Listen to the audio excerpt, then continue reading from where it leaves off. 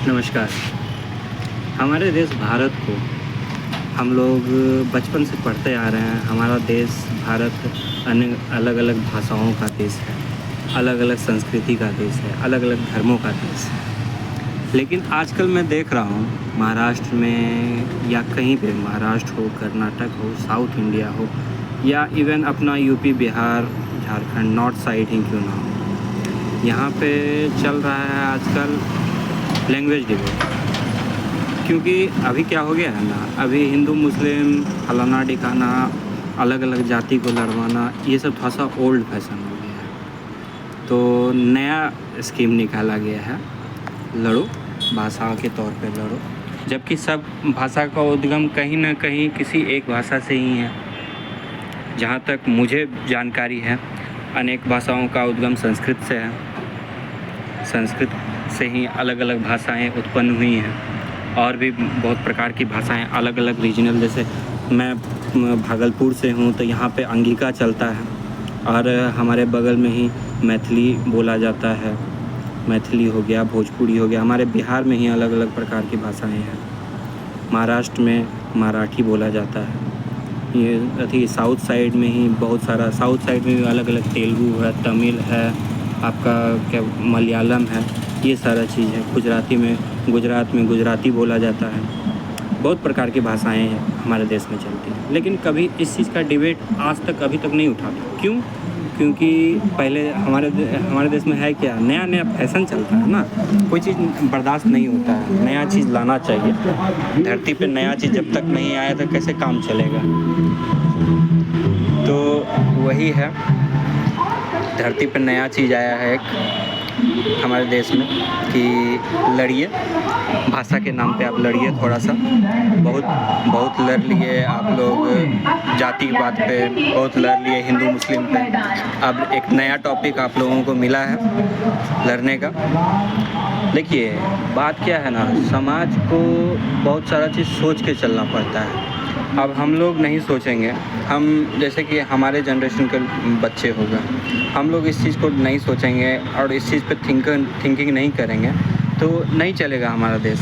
हमारे देश को बहुत लोग जो है पीछे कर रहे हैं। सोशल मीडिया में भी आपको यही दिखेगा, एक साइड आपको दिखेगा, वो नहीं दिखेगा आपको। महाराष्ट्र में ये नहीं दिखेगा कि आपको हिंदी बेल्ट वाले को कितना हेल्प किया जा रहा है, या आपको बिहार में नहीं दिखेगा कि मराठी लोग आते हैं तो उनका स्वागत कैसे किया जाता है कि हाँ अरे आप बम्बई से हैं, आइए बैठिए। हमारे बिहार में ऐसा कल्चर है, वहाँ पे भी ऐसा ही है। लेकिन कुछ लोगों के कारण, कुछ राजनीतिक पार्टी हो गया या कोई भी हो गया, राजनीतिक पार्टी तो वो तो चाहते ही हैं कि कुछ एक टॉपिक मिले। देखिए कभी क्या होता है ना, बहस करने के लिए आपको कोई टॉपिक नहीं मिलता है ना, टॉपिक क्रिएट करना पड़ता है। पता नहीं, स्कूल सब में हम लोग डिबेट वगैरह करते थे तो टॉपिक हम लोग खोजते थे कि इस चीज़ पे डिबेट करना है, तो वो डिबेट वगैरह का टॉपिक ये चीज़ हो जाता है कि नहीं डिबेट करना है। तो पहले हिंदू मुस्लिम तो अब थोड़ा सा ओल्ड फैशन हो गया, अरे राजपूत ब्राह्मण को लड़वा रही है, नहीं राजपूत बनिया को लड़वा रही है। ये सारा चीज़ ख़त्म हो गया, तो अब नया चीज़ आया है लैंग्वेज डिबेट। कुछ दिन बाद ये भी देख लीजिए, कुछ दिन बाद ये भी रहेगा कि यहाँ के लोग वहाँ क्यों आते हैं। ठीक है, अब इस पर भी प्रश्न चिन्ह उठेगा कि आपको इंडिया के अलग अलग भाग में जाने के लिए भी आपको पासपोर्ट वीज़ा लगवाना पड़ेगा, लगता है। नहीं, जैसा देख रहे हैं आजकल पॉलिटिकल पार्टी का जैसा स्टेटमेंट आता है कि यहाँ से यूपी बिहार से लोग वहाँ जाते हैं काम करने के लिए। अरे भैया, सब ये पूरा भारत का ना पार्ट है, भारत का पार्ट है, तो भारत के लोग तो सब जगह जाएंगे। ऐसा तो है नहीं कि उसमें भारत में भी अगर परमिशन लेना पड़े तब भारत को एक क्यों किया गया था। भारत अलग अलग राज्यों से मिल के बना था, अलग अलग राज्य रजवाड़े थे, उनसे मिल के बना भारत। और ये क्यों किया गया, भारत बनाने का निर्णय क्यों था कि वो सब एक साथ रहें। अब ये लैंग्वेज डिबेट किया जा रहा है, कभी कभी अब बोला जाएगा टेरिटरी डिबेट हो जाएगा। नहीं, इस पार्टिकुलर रीजन में इतना लोग ही रह सकते हैं, या हमारे लोग। आप तो अलग अलग राज्यों में रिजर्वेशन भी है, जैसे वेस्ट बंगाल में हो गया या बिहार में ही क्यों नहीं हो, कोई भी एग्ज़ाम वगैरह होता है तो एक रिजर्वेशन रहता है कि आप वहाँ के लोग को दीजिए, वो अच्छी बात है, वो आप कीजिए। लेकिन आप एक किसी को आने नहीं देना, ये नहीं स्टेटमेंट आप लोग देते हैं कि नहीं इस रीजन में ये लोग नहीं आएंगे, आने वाले टाइम में देख लीजिएगा ये भी चीज़ होगा। हमारे देश में अभी इस चीज़ का भी कमी है। ये चीज़ भी हो जाएगा। अभी लैंग्वेज डिबेट ही शुरू हुआ है, अभी धीरे धीरे अलग, अब धीरे धीरे जो है अभी तक ये चीज़, ये वायरस जो है हमारे रीजन में कम आया है, लेकिन धीरे धीरे यहाँ पे भी आ जाए।